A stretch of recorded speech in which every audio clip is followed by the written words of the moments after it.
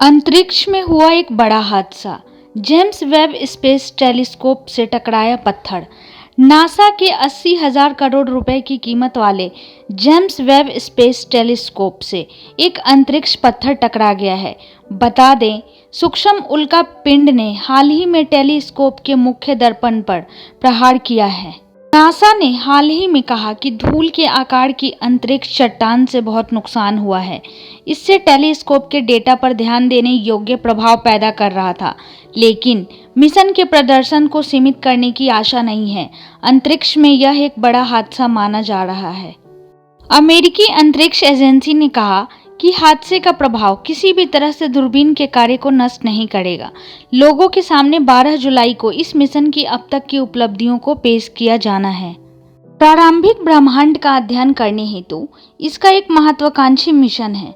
इस मिशन का उद्देश्य यह पता लगाना है कि यह अब कितनी तेजी से विस्तार कर रहा है तथा आकाशगंगाओं से लेकर एक्सो प्लैनेट तक पूरे ब्रह्मांड में वस्तुओं का विश्लेषण कर रहा है।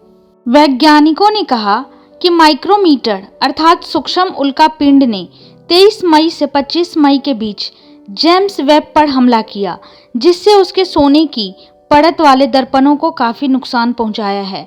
इस टेलीस्कोप को अब तक का सबसे मजबूत अंतरिक्ष आधारित वेधशाला माना जाता है। इस टेलीस्कोप में सेंसर का एक सूट तथा 18 गोल्ड प्लेटेड मिरर सेगमेंट ब्रह्मांड के शुरुआती चरणों से आकाशगंगाओं की तलाश करते हैं। बता दें, इंजीनियरों ने इसे माइक्रोमीटरोइड से सामयिक प्रभावों का सामना करने हेतु डिजाइन किया है। अमेरिकी अंतरिक्ष एजेंसी ने प्रभाव को एक अपरिहार्य मौका घटना कहा है। उन्होंने कहा कि उसने इसी तरह के अंतरिक्ष चट्टानों से भविष्य के प्रभावों से बचने के तरीकों का अध्ययन करने हेतु इंजीनियरों की एक विशेष टीम बुलाई है।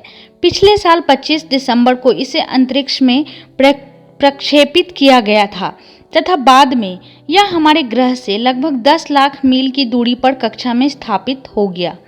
नासा ने हाल ही में अपने एक बयान में कहा कि प्रारंभिक आकलन के बाद टीम ने पाया कि दूरबीन अभी भी उस स्तर पर प्रदर्शन कर रही है जो सभी मिशन आवश्यकताओं से अधिक है।